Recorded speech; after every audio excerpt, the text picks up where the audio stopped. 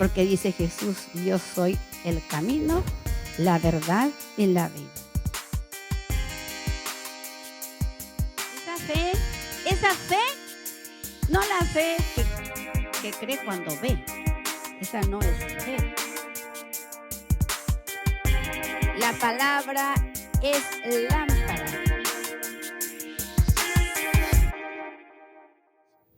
Bueno, estábamos gozándonos en alabanza cuando le dice Jesús a Marta, quita la piedra, porque estaban llorando que porque su hermano se murió. Pero quitaron la piedra y ahí seguía Lázaro todo amordazado, pues lo habían amortajado, perdón. Entonces le quitan la piedra, Lázaro sale del sepulcro y como no había quien lo desatara y se quedó, ¿no? Les dice Jesús, ya rompí los cerrojos, ya abrí la puerta, ahora te digo, sal. Y el pobre Lázaro sí caminó así, todo así, ya me lo imagino, yo todo tieso como una momia. Entonces, él solito no se podía desatar porque tenía las manos atadas, así amarradas. Y le dice, ¿por qué se le quedan mirando? Desátenlo. Para eso estamos aquí en la congregación, mis queridos hermanos. Dios ya nos ha liberado, nos abrió las puertas, más bien Él rompió los cerrojos, abrió las puertas, pero alguien me tiene que ayudar. Yo no sé cómo salir de esta mortaja. Y seguimos con esas predicaciones preciosas que el Señor me está dando desde que empezó el año. Que Cristo vino a romper las cadenas. Que Cristo vino a sacar a libertar a los cautivos. Fíjense, estoy sorprendida. Bueno, pero primero vamos a hacer una oración, ¿verdad? Para que el Señor me dé esa inspiración y me dé una lengua que pueda ser hábil para hablar la verdad. Padre Santo, en el nombre poderoso de Jesús te pido que en este momento, Señor, confirmes el hecho que tú eres un espíritu conmigo. Y yo, Señor, me ejercitaré en todo este tiempo de estar unida a ti, Señor, porque no quiero que ninguna palabra vana salga de mi mente, sino que sea tu Espíritu Santo inspirándome y guiándome y tomando el control de mi vida. Te doy gracias en el nombre poderoso de Jesús de Nazaret. Amén. Bueno, entonces fíjese que estoy muy impactada porque resulta de que el libro de Job es el libro, según la arqueología y la historia bíblica, es el libro más antiguo de todo lo que se ha escrito. Antes pensábamos que era el libro de Moisés, pero dice que el libro de Job se escribió en la era patriarcal y se escribió como 500 años antes de que se escribiera el Pentateuco. Antes de que Moisés empezara a escribir, dice la historia que ya estaba el libro de Job. Entonces ahí en el libro de Job yo me encontré este texto que dice Cristo rompe las cadenas. Y me ha llevado así a diferentes textos de la Biblia. Y hoy, en este día, me ha dado una predicación muy poderosa. Y yo en esta hora pido, Señor, que tu Espíritu Santo sea derramado en cada corazón para que tú prepares esa tierra y tu palabra prospere, Señor, así como dice que tu palabra nunca regresa vacía, Señor. Pongo a todos mis hermanos en tus manos y que tú los llenes de tu poder. Bueno, dice en Salmo 78, 60, dejó por tanto el tabernáculo de Silo. la tienda en que habitó entre los hombres. Fíjese nada más lo que dice ahí. Y luego dice en 1 Samuel 4:11, el arca de Dios fue tomada y muertos los hijos de Eli, Ofni y Dafnes, para que Dios pueda hacer su juicio a la humanidad, tiene que quitar. Él tiene que dejarnos solos. Dice que Cristo lo tuvo que dejar solo para matarlo.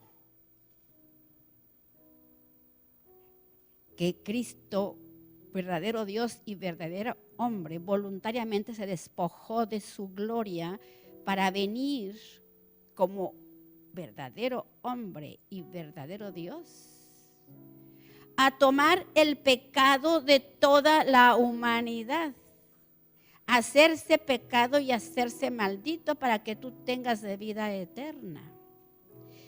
Porque el pecado, mi querido hermano, sencillamente separa a la humanidad de Dios. Y el pecado no tiene solución humana. El pecado no tiene remedio, no se puede mejorar a un hombre pecador. El pecado solamente hay que matarlo. Por eso es que Dios se procesó en un ser humano para matarse a sí mismo y libertar a la humanidad. Desde el Génesis, ahí está en Génesis 3:24, dice la bendita palabra, la palabra divina, porque no es cualquier palabra, porque hay hasta algunos que dicen, ¿por qué tengo que decir la palabra? ¿Cuál palabra? ¿Cuál palabra? No digas palabra, tú nomás di que es la Biblia. Bueno, pues yo le voy a agregar, yo siempre he dicho la palabra, y cuando digo la palabra aquí en frente de mis hermanos, me estoy refiriendo siempre a la palabra viva. Me estoy refiriendo al Verbo encarnado.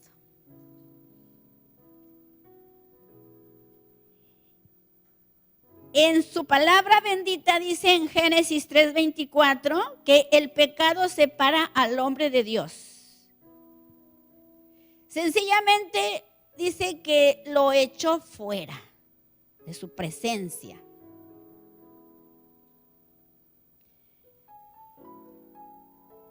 Y puso al oriente del huerto de Edén querubines.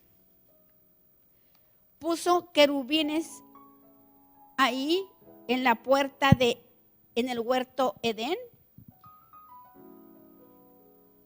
Puso una espada encendida que se revolvía por todos lados para guardar el camino del árbol de la vida.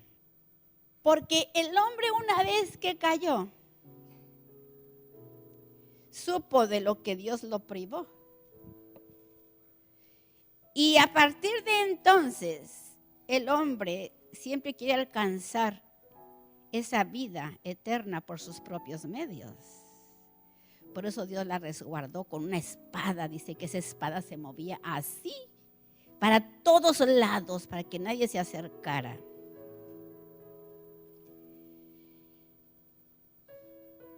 Lo sacó de ese lugar para evitar que el hombre fuera eternamente malo.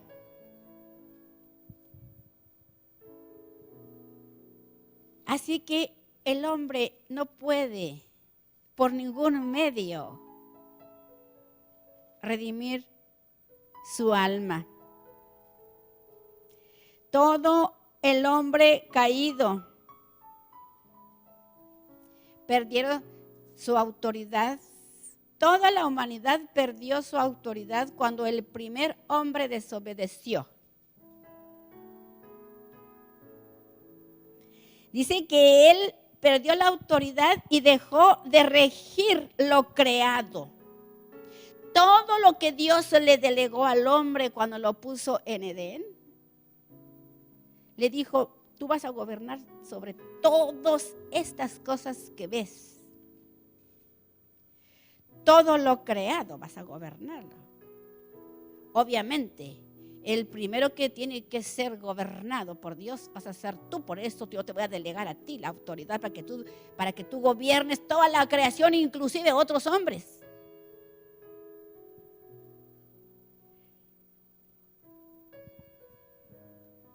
Pero como Adán no guardó su lugar, dice que esa autoridad que Dios le delegó en Edén, la perdió. Cayó bajo maldición. Ya no pudo gobernarse más a sí mismo, ni gobernar nada. Y obviamente su relación con Dios, la fuente primordial de su poder, de su seguridad, dice que se restringió. Por lo tanto, la humanidad pierde el esencial poder vivificante para ser un verdadero ser humano. Tiene vida anímica, tiene vida animal, tiene vida intelectual. Animal significa vida anímica, pero no tiene la vida que le da seguridad. Todo lo que Dios le delegó al hombre cuando lo puso en Edén, le dijo, tú vas a gobernar sobre todas estas cosas que ves.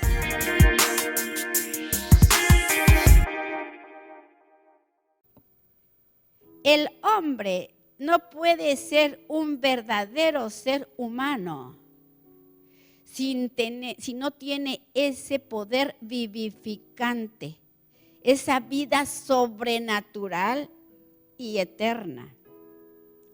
Tiene vida anímica, tiene vida animal, tiene vida intelectual. Animal significa vida anímica, pero no tiene la vida que le da seguridad, que le da aceptación, que le da poder. ¿Qué es lo que todo hombre busca? Aceptación, seguridad y poder, y no lo va a encontrar en ningún lado.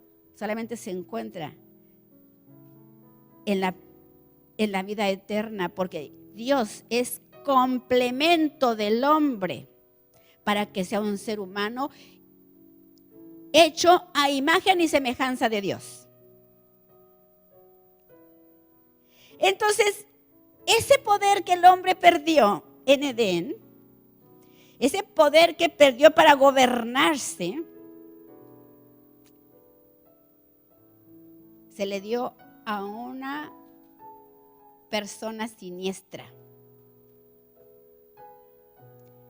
Fue confiscado y se le da a la serpiente.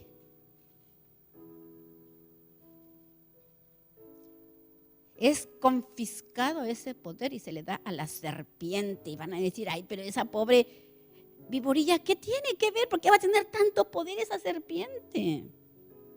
Es un simple animalito.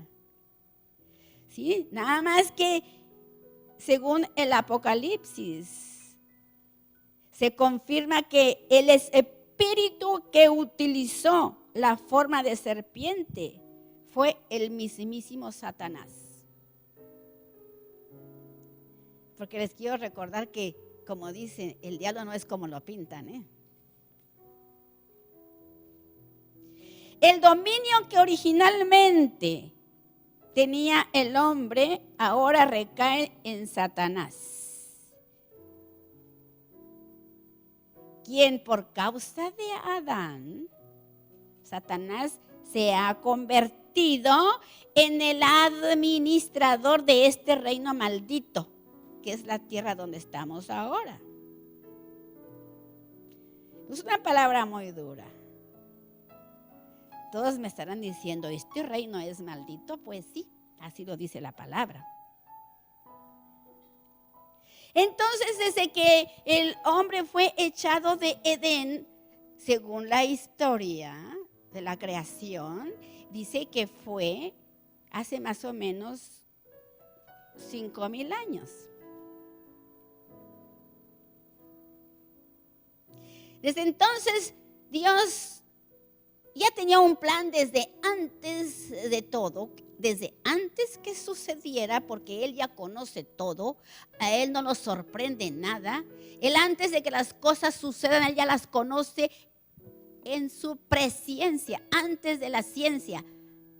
Nada lo sorprende.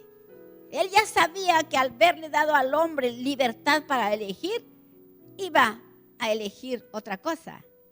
Por eso desde la eternidad Él ya tenía un plan. Y lo empezó a ejercitar su plan desde que lo echó del Edén. Desde entonces Él empezó a poner en marcha ese plan que ya había concebido desde antes de la fundación del mundo. Él tenía que recuperar lo que perdió. Porque imagínense usted que me está mirando. Dice que nosotros somos una hechura súper especial. Que según el profeta Malaquías dice que somos una joya, un tesoro, algo muy apreciado. Él nos ve como una joya. Nosotros somos la joya que coronó toda su creación. El hombre es lo que corona la creación de Dios. Dice que es su joya más preciosa. Imagínense que Dios iba a permitir que esa joya tan preciosa, que lo hizo tan bonito, lo llenó de dones, bueno, lo hizo, dice que a su imagen y semejanza. Iba a permitir que Satanás le robara esa creación de ninguna manera. Dice que Cristo no conoce distancias ni derrotas. Entonces dice que Él ahí, desde entonces, Él en su pacto renovado, ya tenía prometido, ahora en este pacto que estamos. Cuando lo echó del Edén, dice que lo vistió de unas túnicas, les hizo unos trajes de piel. Eso sencillamente simboliza que sin esa túnica, sin ese vestido, sencillamente el hombre está perdido. Y en el nuevo pacto ahora ese vestido nos lo proporciona la persona de Cristo. Y no se trata de que usted sea muy bueno ni muy malo. Por eso dice ahí en Lucas, dice, todo ese poder que perdieron ahí por esa serpiente maldita, dice, lo van a recuperar, porque hay promesas. Lo van a recuperar. ¿Cuándo? Dice. Ya queremos saber cuándo. Y entonces sus discípulos les dijo, permanezcan unidos a mí hasta que los llene yo de ese poder que perdieron. Y entonces dice, hasta entonces van a poder ser mis testigos.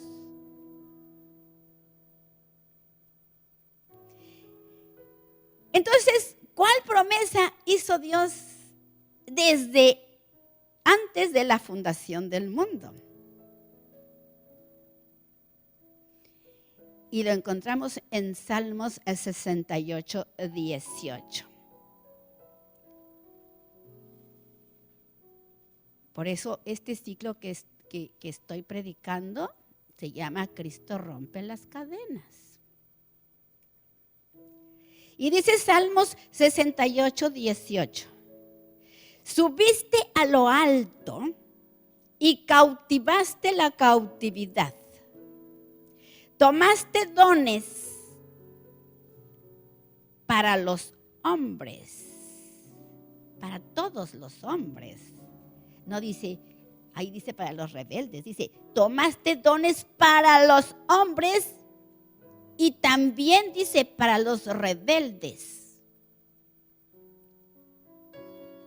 para que habite Dios entre nosotros. Aleluya, gloria a Dios. Hermanos, nosotros tenemos que saber que Dios nos ha dado preciosas y hermosísimas promesas.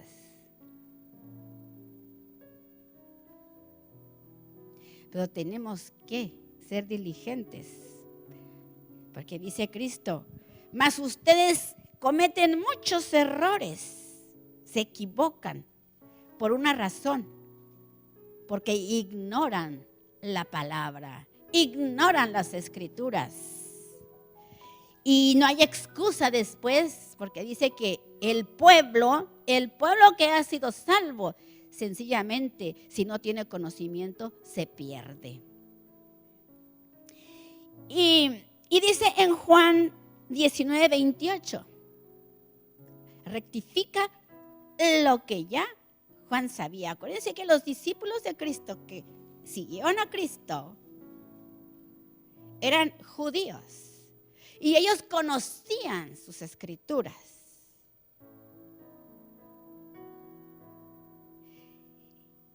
Dice Juan en el Evangelio de Juan apóstol, dice, después de esto, fíjense cómo vamos viendo, esta explicación está muy poderosa. Primero lo tuvo que matar, porque ahí lo dice en el Salmo 78:60. Lo mató, pues dice que dejó por tanto el tabernáculo de Silo, la tienda en que habitaba entre los hombres.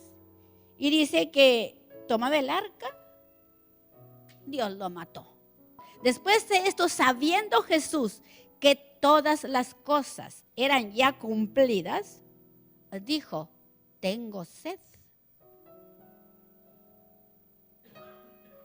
Y en Salmos 69:21, acuérdense que dijo Cristo, yo no vine a quitar nada de la palabra, porque lo acusaban de que era un hereje, porque le había venido a quitar la palabra, había venido a echar abajo la ley de Moisés. Bueno, ¿quién de ti? Tantas cosas que lo acusaron, ¿sí? Que era borracho, que si era comilón, que si tenía demonio. Pero nunca lo pudieron acusar de que fuera un mentiroso, eso sí, ¿no? Jamás. Entonces dice el Salmo 69:21. Pusieron además hiel por comida, y en mi sed me dieron de beber vinagre. Eso lo estaba diciendo el salmista David, que él tuvo muchas revelaciones del Mesías, era profeta. El rey David era un profeta. Y entonces dice el apóstol, en el Evangelio del apóstol Juan, las palabras de Jesús. Dice, y como Jesús tomó el vinagre, dijo, consumado es. Y habiendo inclinado la cabeza, dio su espíritu.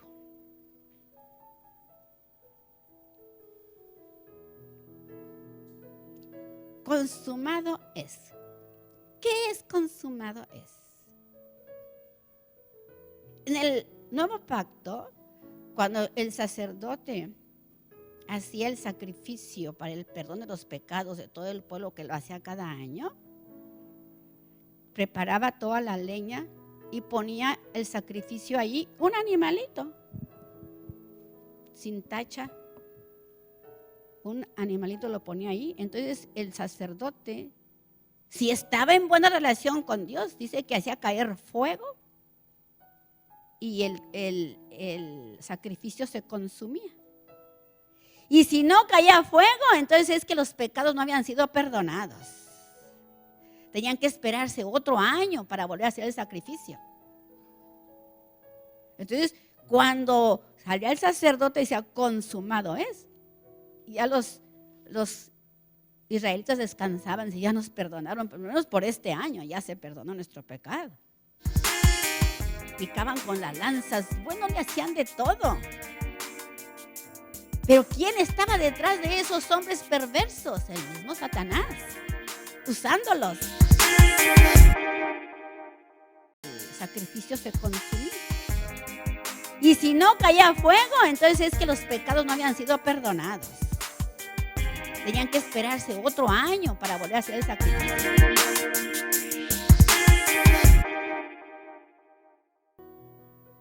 Pero tenían que guardar todos los preceptos de la ley, y así era año tras año, tras año, tras año, y jamás se podía llegar a una conclusión. Entonces dice Cristo, pues como sacrificio de toros, de machos cabríos y de cabritos, no te fue suficiente. Dice, me has preparado un tabernáculo para que yo sea el sacrificio. Y entonces dice Jesús, cuando dijo consumado es. ¿Saben qué significa eso? Que Él fue un sacrificio vivo y que Dios aceptó porque Él no tenía pecado. Él era sin mancha desde siempre. Dice que el que no tuvo pecado, dice, se hizo pecado por mí. El que nunca conoció pecado, el que nunca tuvo pecado, se hizo maldito y se hizo pecado por mí. Dice, tentado en todo, pero sin pecado. Y cuando Él bebió el vinagre, inclinó su cabeza, entregó su espíritu, dice, consumado es. Eso quiere decir que Dios aceptó ese sacrificio. Pero, ¿ustedes creen que fue fácil llevar a cabo ese sacrificio? Dice que Jesús durante toda su vida, durante su ministerio terrenal, que empezó como a los 30 años, todo el tiempo fue su vida una tragedia. Primeramente su familia no le creía. Después toda la gente se burlaba de él, los sacerdotes y los escribas se burlaban de él, los fariseos. Ciertamente no todo el mundo, sino un pequeño grupo nada más.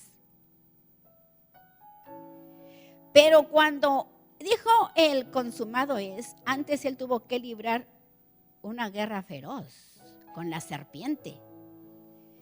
Dice que esa serpiente estuvo luchando todo ese tiempo que él estuvo en la tierra con esa serpiente espantosa llamado Satanás, que también se le compara, dice que luchó hasta que lo venció primeramente, ¿sí?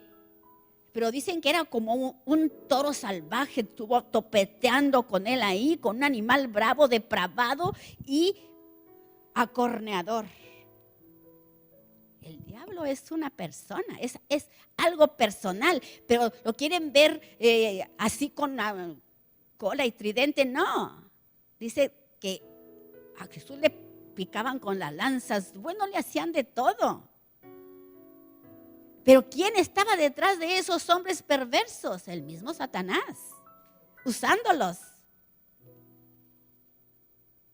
Entonces dice que ese Satanás, imagínense, era el mero de todo el mundo. Era el comandante, era el que gobernaba la tierra. Y Cristo era simplemente un hombre terrenal, porque cuando el diablo vio que ese era Cristo, dijo, ay, lo voy a hacer pedazos, es un vil hombre. Él no sabía ni con quién estaba enfrentando. Satanás no me veía un hombre allí, dice, lo voy a hacer pomada. ¿Qué va a poder conmigo? Si yo soy el comandante aquí en jefe, yo soy el mero, dice, es el que está al frente de todo, es como un gobernador, un militar muy poderoso y también un líder religioso, porque no olvidemos que Cristo se enfrentó al poder civil y al poder religioso. En ese tiempo se enfrentó al César. Imagínense el hombre más poderoso que decía que era el rey. Y luego se enfrentó a los fariseos y a los escribas, a sus mismos paisanos, que le decían, tú eres un diablo. Tú vienes a quitar la ley de Moisés. No. Tú no eres nada. Pues ese animal feroz, depravado, acorneador, ese caudillo, ese príncipe de las tinieblas fue derrotado por Cristo Jesús de Nazaret. ¿Y ustedes creen que fue fácil? Vemos cómo sufrió. ¿Acaso creen que no sufría como hombre? ¿O qué piensan, que nomás era un fantasma él? ¿O era un hombre de verdad? Dice que él, para bajar aquí a la tierra a hacer esa misión, tuvo que despojarse de su gloria. Dice, dejó su morada. Y no tuvo por mucho considerarse a sí mismo Dios. Dice que se despojó de todo para someterse a la autoridad de Dios. Ese es el Dios que adoramos. Dice que Él, cuando dijo consumado, terminó, completó, ejecutó absolutamente la voluntad de Dios. Concluyó su misión en la tierra porque Dios descargó sobre su Hijo, descargó toda la deuda que el mundo tenía para con Él. Y dice su palabra, sin derramamiento de sangre no hay remisión de pecados. Y además tiene que ser sangre de un animal perfecto. Toda esa deuda que yo tenía, que tú tenías, tú que me estás viendo. No importa lo que tú hayas hecho ni lo que estés haciendo. Hay una oportunidad para que te arrepientas. Porque Cristo pasa por alto cualquier pecado con tal de que te arrepientas. Porque la deuda que nosotros tenemos para con Dios, aunque mataran 80,000 vacas al día, la podría cubrir. Cristo pagó con su sangre, dice, hasta la última gota, y satisfizo con creces las demandas de justicia del Padre. Dio cumplimiento a todas las demandas de la ley mosaica y los profetas. Por eso dijo, yo no vine a abolir la ley, yo vine a que se cumpla hasta el puntito más pequeño de la jota. Y si yo he venido a cumplir la ley de Moisés y los profetas, porque todos ellos hablaron de Cristo. Por eso es que la meta del verdadero discípulo es que Dios lo conforme al carácter de Cristo por medio de su palabra y de el Espíritu Santo. Entonces sigue narrando lo que pasó ahí en Hechos. Fíjese, primero lo dicen lo que vio el apóstol Juan. Ellos lo vieron. Ellos testificaron. Lo vieron subir a lo alto porque lo hizo en sus ojos. Nadie se los contó.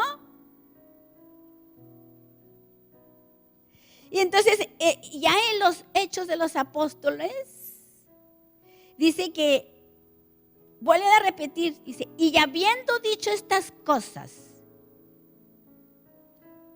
viéndolo ellos, ya en los Hechos es cuando ya se había ido, ya había resucitado, y estaba el Espíritu Santo. Dice que lo vieron, que se fue, dice, fue alzado y una nube le cubrió y le quitó de sus ojos. Y luego Lucas, que es el historiador, vuelve a decir lo mismo, dice, y aconteció que bendiciéndolo se fue de ellos y fue alzado y una nube lo cubrió. Ustedes, dice que por un testigo o dos debe de morir alguien. Siempre tiene que haber testigo ocular, uno o dos. En los hechos están dando las cosas tal como sucedieron. Es historia.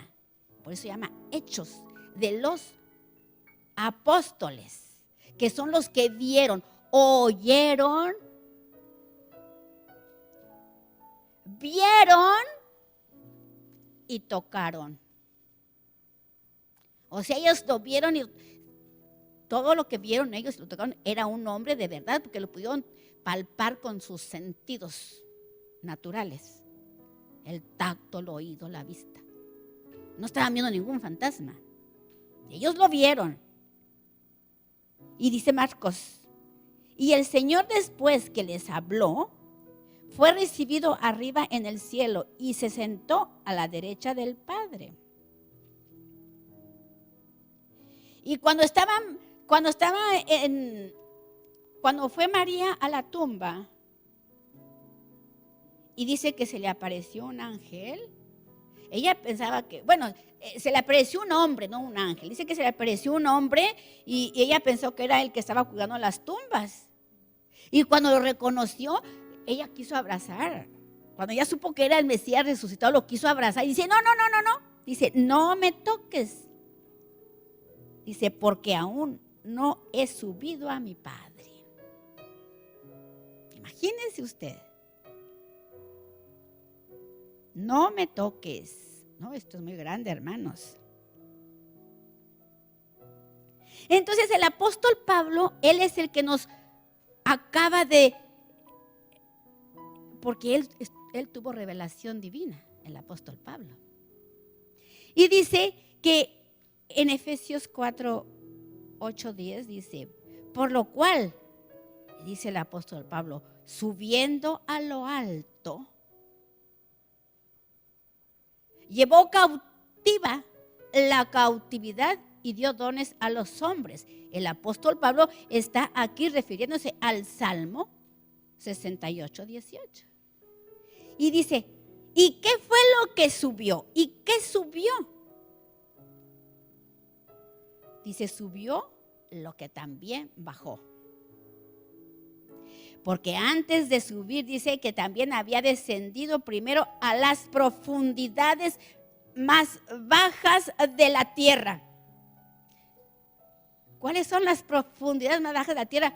De la misma cosa que estaba hecho como hombre, Jesús de Nazaret. O sea, tenía todas las características de ti y de mí.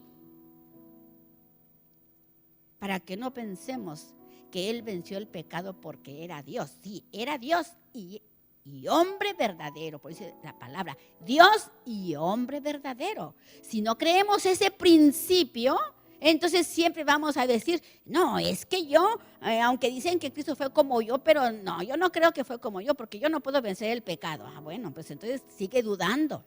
Como le dijo, quita la piedra, Marta, pero sobre todo quítate la incredulidad. Porque pues no creemos, entonces por eso nunca podemos vencer el pecado.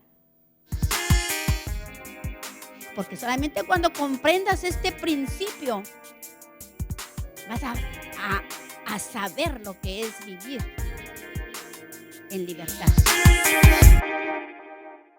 Principio, entonces siempre vamos a decir, no, es que yo, aunque dicen que Cristo fue como yo, pero no, yo no creo que fue como yo, porque yo no puedo vencer el pecado. Bueno, pues entonces sigue dudando.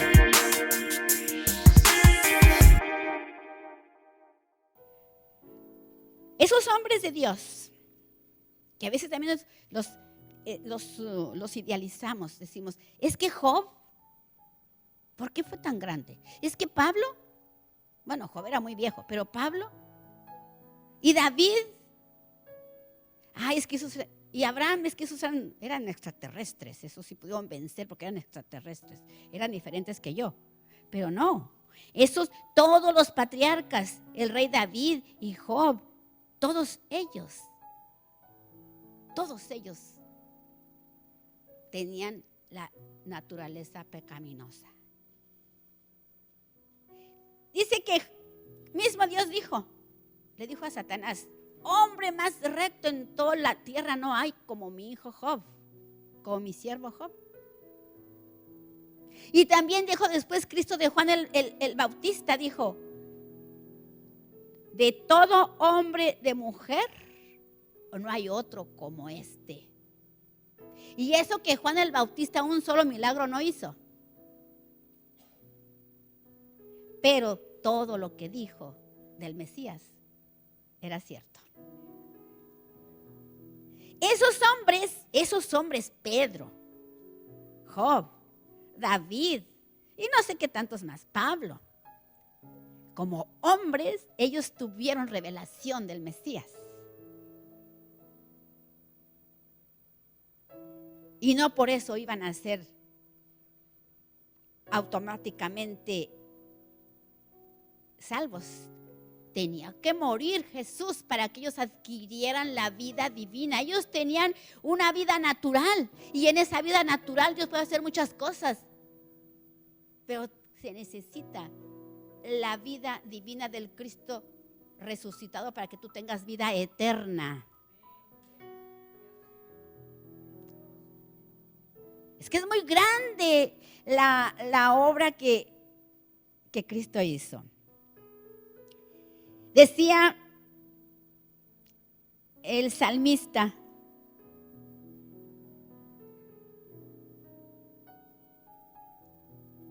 pero ellos están hablando de Cristo, dice, no fue encubierto de ti mi cuerpo, bien que en lo oculto fui formado y compaginado en lo más bajo de la tierra. Cuando dice que Él, cuando murió, dice que bajó a lo más profundo de la tierra. Ahí Jesús, el segundo Adán, también fue configurado en lo más profundo de la tierra. Fue compaginado, dice. Y ser compaginado quiere decir que corresponde exactamente una cosa con la otra. O sea que Jesús de Nazaret, como verdadero hombre, es exactamente igual a ti y a mí, hermano, no lo dudes. Compaginado quiere decir corresponder exactamente una cosa con la otra. Porque fue hecho de lo mismo que yo y que tú. Porque solamente cuando comprendas este principio, vas a saber lo que es vivir en libertad.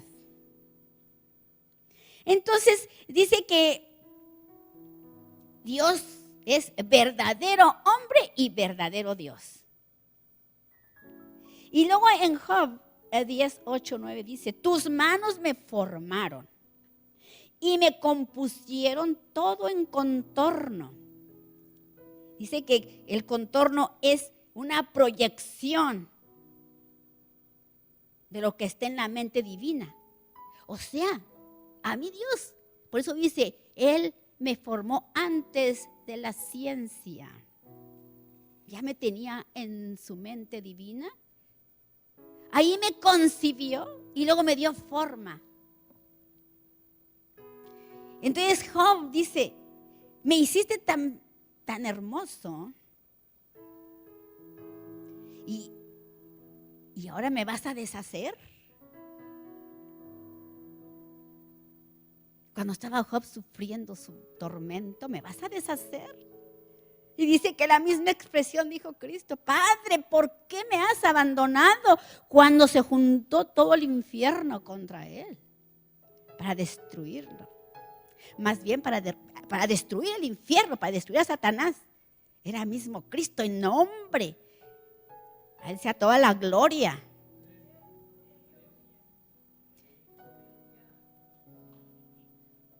Y sigue diciendo el salmista, tus manos me hicieron y me formaron. Detrás y delante me dotaste, dice, me guarneciste, que me dotaste de algo así muy hermoso, me compusiste, me llenaste, me diste tantas habilidades. Dios nos dio tantas habilidades de forma natural que no tenemos ni idea de lo que nosotros tenemos. Dice que nos hizo con tanto detalle. Por eso cuando una persona dice, es que no me gusta mi cabeza, no me gusta mi mano, está renegando con su hacedor. Y se rechaza, se autorrechaza. Son gente que viven con muy baja estima. Porque Él nos hizo así. Y Él nos amó y nos ordenó. Para Él soy una joya preciosa.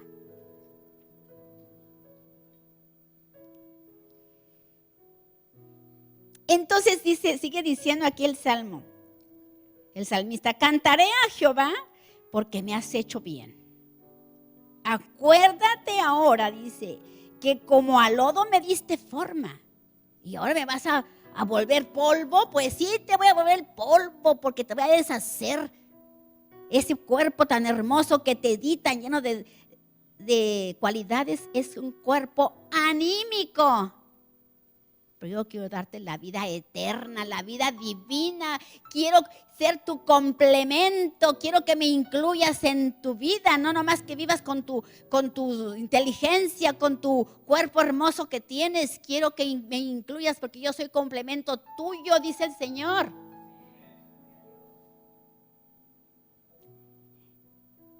Entonces, cuando Job estaba haciendo todo esto y esa lucha que decía, pero ¿por qué? ¿Por qué? Que hasta su esposa le dice, mira, ya de una vez bendice a tu Dios y muérete, ya no te va a hacer caso.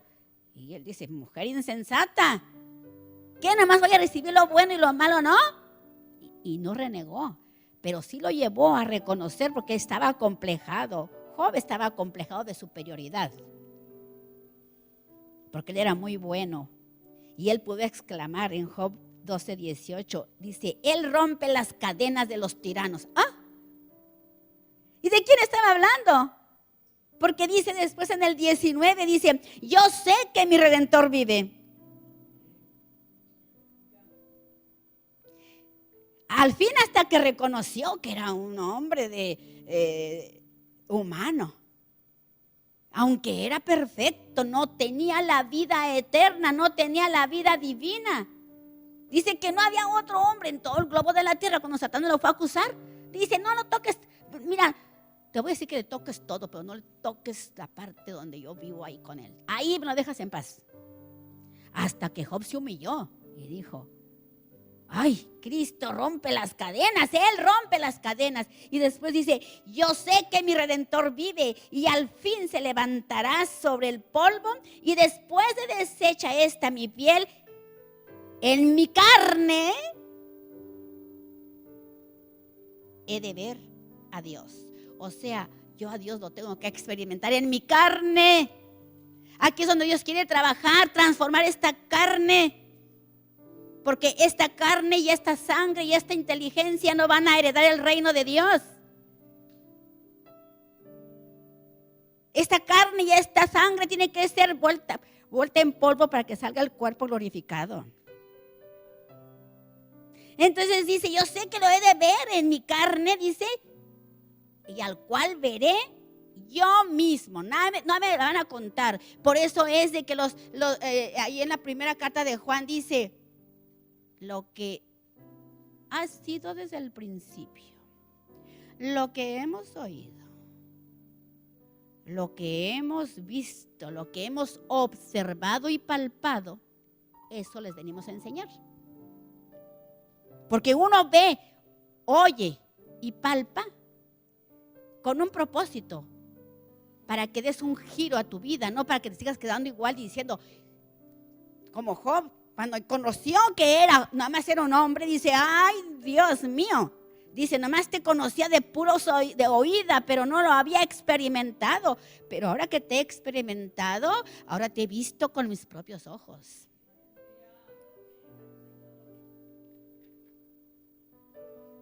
Necesitamos la visión espiritual, mis queridos hermanos que me están viendo, o amigos, y aquí en el foro.